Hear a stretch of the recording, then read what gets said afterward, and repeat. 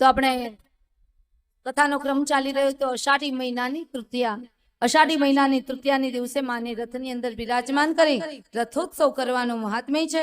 અષાઢ મહિનાની તૃતીયાની દિવસે માં જગદંબાને માખણ અથવા તો મહુડાનો રસ નો ભોગ અર્પણ કરવામાં આવે છે. ત્યારબાદ શ્રાવણ ભાદરવા મહિનાની જે તૃતીયા છે એ ભાદરવા મહિનાની તૃતીયામાં બહુ મજાનું વર્ણન બતાવવામાં આવ્યું છે. ભવિષ્ય પુરાણની અંદર પણ કહ્યું છે કે આ પૂજા જે કરશે, આ વ્રત જે કરશે, પુત્ર પૌત્રનો વંશ વિસ્તાર આગળ વધશે અને માં જગદંબા પ્રસન્ન થશે અને જીવ અંતે જ્યારે શરીર છોડશે ને ત્યારે એ ઉમા લોકની અંદર એની ગતિ થશે. આવો મહિમા બતાવવામાં આવે. તો શ્રાવણ મહિનાની ત્રીજે માં જગદંબાને દહીં ધરાવું અને ભાદરવા મહિનામાં માં જગદંબાની ભાદરવા મહિનાની ત્રીજને દિવસે માં જગદંબાને ખાંડ ધરાવવું. ત્યારબાદ આસો મહિનાની તૃતીયાનું જે કોઈ પણ વ્રત તો કરતા જ હોય, પણ આસો મહિનાની તૃતીયાની દિવસે જે માં જગદંબાને ખીર ધરાવે તેની બધી જ મનોકામનાની માં જગદંબા મનોરથ પરિપૂર્ણ કરે છે. એ કથા બતાવવામાં આવી.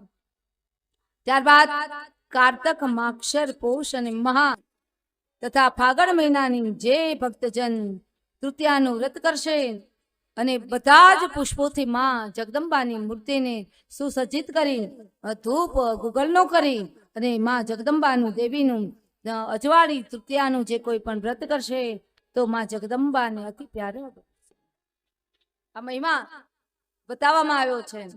કારતક મહિનામાં માં જગદંબાને દૂધ ધરાવવું. લખવું હોય તો લખી લેજો પ્રેમથી. કારતક મહિનામાં માં જગદંબાને દૂધ ધરાવવું. ત્યારબાદ માક્ષર મહિનામાં સૂતર ફેણી ધરાવે તૃતીયાને દિવસે.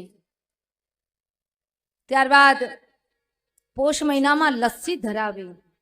મહા મહિનામાં માં જગદંબાને ગાયનું ઘી અર્પણ કરવું. ને ત્યારબાદ ફાગણ મહિનામાં નારિયેળનો ભોગ માં જગદંબાને અર્પણ કરે. એ કથા દેવી ભાગવતજીની અંદર બહુ સુંદર મજાની બતાવવામાં આવી છે. ભવિષ્ય પુરાણની અંદર તો વૈશાખ મહિનાની તૃતીયા, ભાદરવા મહિનાની તૃતીયા એનું ઘણું જ મહત્વ ગાયું છે. ચૈત્ર મહિનાની તૃતીયા, મહા મહિનાની તૃતીયાનું એટલે કે ત્રીજનું વર્ણન ખૂબ સારી રીતે વર્ણવવામાં આવ્યું છે. તો નવરાત્રિની સમકક્ષ થઈ શકે એવું જો કોઈ વ્રત હોય તો કોઈ પણ મહિનાની અજવાળી ત્રીજનું વ્રત કરવું. આપણે હિન્દુસ્તાની છે, ત્રીજના દિવસે કંઈ પણ સાયંકાળે દૂધ અને રોટલી અથવા તો ખીર રોટલી મિષ્ટાન જો જમતા હો અથવા તો કોઈ પણ દૂધનો જે પ્રસાદ હોય એનાથી એકટાણું મીઠા વગરનું ભોજન કરવું.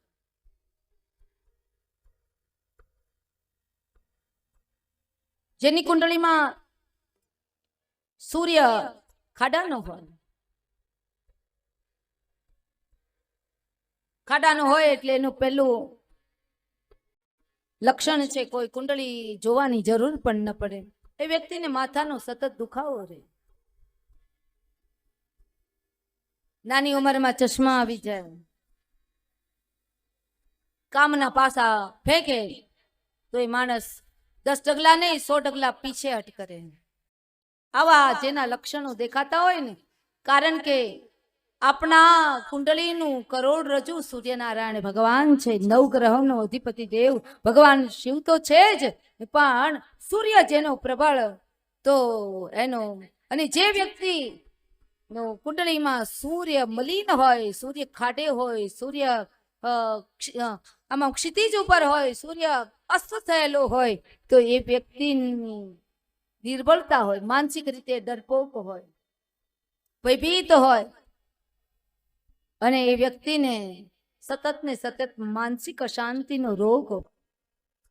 પોતાને ઘરની અંદર બધા સુખો હોય પણ પોતે મનથી એવું જ માનતા હોય મારા જેવું આ જગતમાં કોઈ દુઃખી નથી. જે સુખ મળ્યું હોય છતાંય સુખનો ઉપયોગ ન કરી શકે. ઉપભોગ કરવાની તો વાત જુદી રહી પણ ઉપયોગ ના કરી શકે. યાદ રાખજો કે જેનું સૂર્ય ખાડામાં હોય એના ઉપર મેલી વિદ્યાનો કોઈ પ્રયોગ કરે તો થોડી જ વારમાં એના ઉપર મેલી વિદ્યાનો પ્રયોગ પણ થઈ જાય. કારણ કે સૂર્ય એ તો કરોડરજ્જુ છે. એટલે મીઠા વગરના ભોજનની વાત આવી ને, તમારા બાળકો ભણવામાં નિર્બળ હોય તો માનજો કે એનો સૂર્ય, આપણે જે કંઈ પણ વાંચીએ છતાંય આપણને યાદ ન રહે તો માનજો કે સૂર્ય નિર્બળ છે.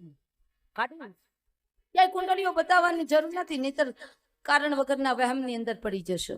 પણ આવા લક્ષણો ઉપરથી કહી શકાય કે આ વ્યક્તિનો સૂર્ય જેનો નબળો હોય ને, તો એને બીજે ક્યાંય આટા મારવાની જરૂર નથી, કોઈ પ્રકારની અંદર આમાં ભમવાની જરૂર નથી. પણ જેનો સૂર્ય નબળો હોય ને તે ભક્તજન દર રવિવારે સૂર્યનારાયણ ભગવાનનું વ્રત કરો, અને વ્રતના દિવસે માત્ર તમારે શું કરવાનું?